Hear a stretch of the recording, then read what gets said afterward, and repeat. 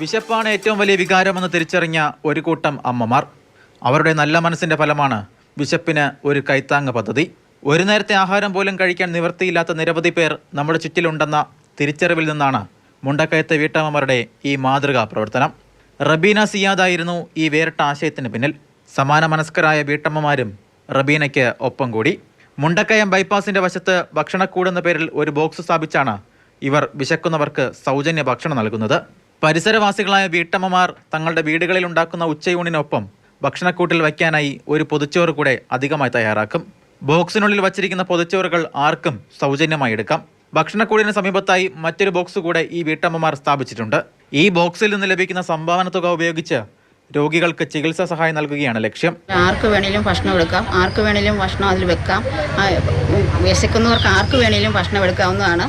പിന്നെ അതിനകത്തൊരു സംഭാവന പെട്ടി വെച്ചിരിക്കുന്ന ഉദ്ദേശം എന്ന് പറഞ്ഞാൽ അതിനകത്ത് ഭക്ഷണം പൈസ ഇടാതെ എടുക്കാൻ മടിയുള്ളവർക്ക് എന്തെങ്കിലും ഇട്ടിട്ട് എടുക്കാവുന്നതാണ്.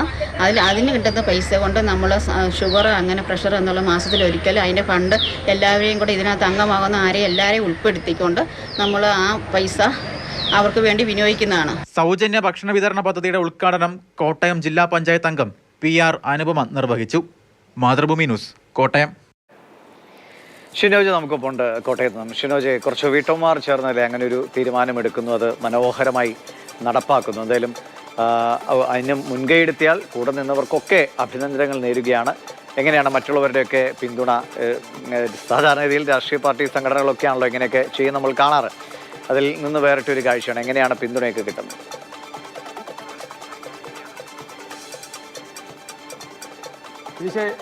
വിശപ്പാണ് ഏറ്റവും വലിയ വികാരമെന്നൊക്കെ പറയാറുണ്ട്.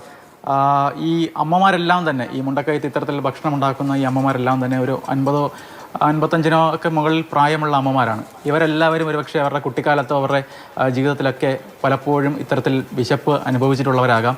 എപ്പോഴെങ്കിലുമൊക്കെ ഒരു പൊതിച്ചോറ് കിട്ടിയിരുന്നെങ്കിൽ വിശപ്പ് അടക്കാമായിരുന്നു എന്നെങ്കിലും കരുതിയിട്ടുള്ള ആളുകളൊക്കെ ആകാം.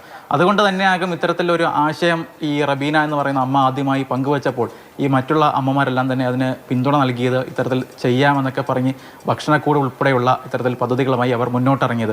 എന്തായാലും മുണ്ടക്കയത്താണ് ഇത്തരത്തിൽ ഭക്ഷണക്കൂട് എന്ന് പറയുന്ന വിശപ്പിനൊരു കൈത്താങ് പദ്ധതി ഇപ്പോൾ തുടങ്ങിയിരിക്കുന്നത്. ദിവേഷ് സൂചിപ്പിച്ചതുപോലെ തന്നെ സാധാരണ ഇത്തരത്തിൽ രാഷ്ട്രീയ പാർട്ടി പ്രസ്ഥാനങ്ങളൊക്കെയാണ് ഇത്തരത്തിൽ, പ്രത്യേകിച്ച് യുവജന പ്രസ്ഥാനങ്ങളൊക്കെയാണ് ഇത്തരത്തിൽ ഈ പൊതിച്ചോറ് നൽകുന്നതും അതുമായി ബന്ധപ്പെട്ട പ്രവർത്തനങ്ങളൊക്കെ മുന്നോട്ടിറങ്ങുന്നത്.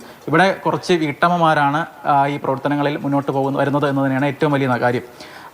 മുണ്ടക്കയം ബൈപ്പാസിനോട് ചേർന്നാണ് ഈ ഭക്ഷണക്കൂട് തയ്യാറാക്കിയിരിക്കുന്നത്. ഇവിടെ ആർക്ക് വേണമെങ്കിലും വന്ന് ഭക്ഷണം എടുക്കാം. പൈസ ഇടണമെന്നില്ല. പക്ഷേ ഈ മടികൾ ഉള്ളവർക്ക്, ചിലർക്ക് ഈ ഭക്ഷണം എടുക്കുന്നത് ചിലപ്പോൾ മടി കാണും. അവർക്ക് വേണമെങ്കിൽ അവരുടെ ഉള്ള പൈസ അതിനകത്തിടാം. ഈ പൈസ അവർ ചാരിറ്റി പ്രവർത്തനങ്ങൾക്ക് വേണ്ടിയായിരിക്കും ഉപയോഗിക്കുന്നത്. മാത്രമല്ല ഈ വീട്ടമ്മമാർ ഇത്തരത്തിൽ ഒരു പ്രതിഫലവും ആഗ്രഹിക്കാതെയാണ് ഇത്തരത്തിൽ ഈ ഭക്ഷണപ്പൊതികളുമായി ഈ ഭക്ഷണക്കൂടിലേക്ക് എത്തുന്നത്.